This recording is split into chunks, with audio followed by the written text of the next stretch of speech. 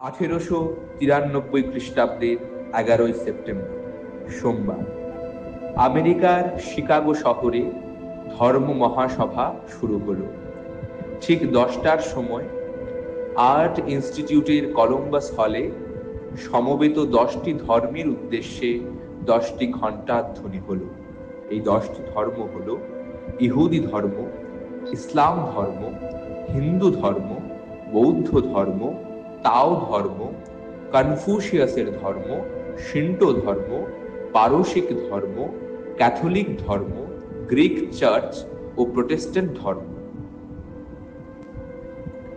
সেই বিরাট হল, তার অদ্ভুত জাঁকজমক, আর সামনে উপস্থিত কয়েক হাজার শ্রোতা।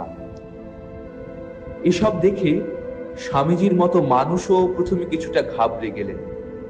আলাসিঙ্গাকে একটা চিঠিতে তিনি পরে লিখেছিলেন, কল্পনা করে দেখো, নিচে একটা হল, তার উপরে এক প্রকাণ্ড গ্যালারি, তাতে আমেরিকার সুশিক্ষিত সমাজের বাছা বাছা 6-7 হাজার নরনারী ঘেঁষাঘেঁষি করে বসে, আর প্ল্যাটফর্মের উপরে পৃথিবীর সব জাতির পণ্ডিতের সমাবেশ।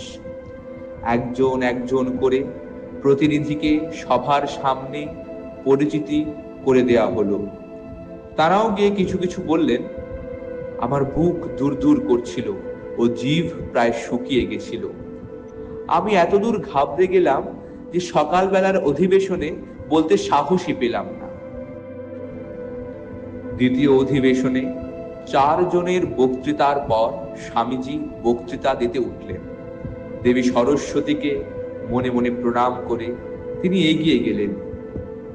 যেই তিনি সম্বোধন করলেন, sister and brothers of America, আমেরিকাবাসী আমার বোন ও ভাইয়েরা, সঙ্গে সঙ্গে সেই কয়েক হাজার নরনারী হর্ষধ্বনিতে ফেটে পড়ল। 2 মিনিট ধরে তাদের করতালি চলল। হাততালি থামলে স্বামীজি সংক্ষিপ্ত একটি ভাষণ দিলেন, যার মর্মার্থ শ্রীরামকৃষ্ণের সেই যত মত তত পথ বাণী। কোন নির্দিষ্ট ধর্মের জয়গান করলেন না স্বামীজি। সব ধর্মই যে সমান সত্য, ভারতবর্ষের মানুষের সেই সনাতন বিশ্বাসকেই তিনি সকলের সামনে তুলে ধরলেন। সেই ভাষণে তিনি বললেন, আমি সেই ধর্মের অন্তর্ভুক্ত বলে গৌরব বোধ করি যে ধর্ম জগৎকে শিখিয়েছে সহিষ্ণুতা ও সর্বজনীন গ্রহিষ্ণুতার আদর্শ। আমরা শুধু সব ধর্মকে সহ্যই করি না, সব ধর্মকে আমরা সত্য বলে বিশ্বাস করি।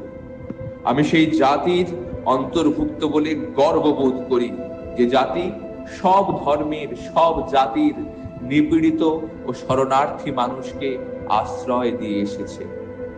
বিভিন্ন নদীর উৎস বিভিন্ন স্থানে, কিন্তু তারা সকলেই যেমন এক সমুদ্রে তাদের জলরাশি ঠেলে দেয়, তেমনি হে ভগবান, নিজের নিজের রুচির বৈচিত্র্যের জন্য সরল জটিল নানা পথ ধরে যারা চলছে, তাদের সকলের একমাত্র লক্ষ্যস্থল কিন্তু তুমি।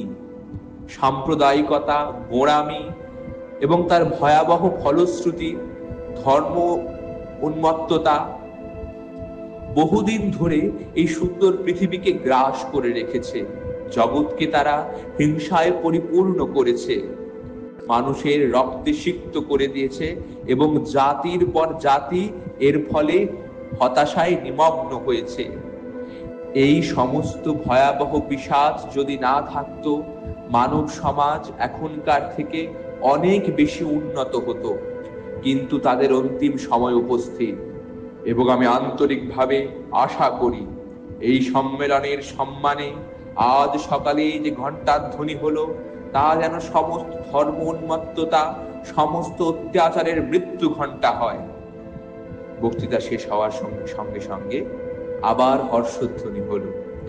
ধর্ম মহাসভার উদ্দেশ্যে ও আকাঙ্ক্ষার কথা তার মতো এমন স্পষ্টভাবে আর কেউ প্রকাশ করতে পারেনি।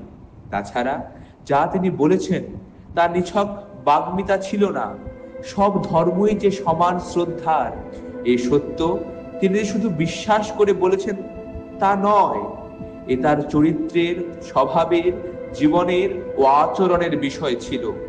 তাই তার বক্তৃতায় যে আন্তরিকতা ফুটে উঠেছিল তা অন্য কারো বক্তৃতায় ছিল না। এই কারণেই তিনি প্রথম আবির্ভাবেই শ্রোতাদের হৃদয় জয় করতে পেরেছিলেন। ভারতবর্ষের এক সংবাদপত্র যথার্থই মন্তব্য করেছিল, বাগ্মিতার ইতিহাসে এমন চমকপ্রদ ঘটনা আর ঘটেনি।